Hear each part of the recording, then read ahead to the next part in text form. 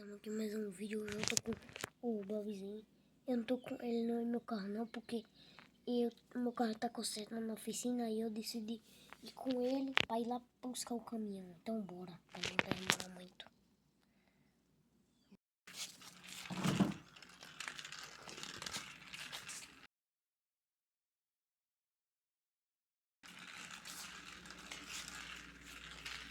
A luz que tá escura, só tem a luz. Pronto, ainda tá de manhã. Cheguei aqui. Pronto, já vou estacionar o carrinho aqui. Agora vamos.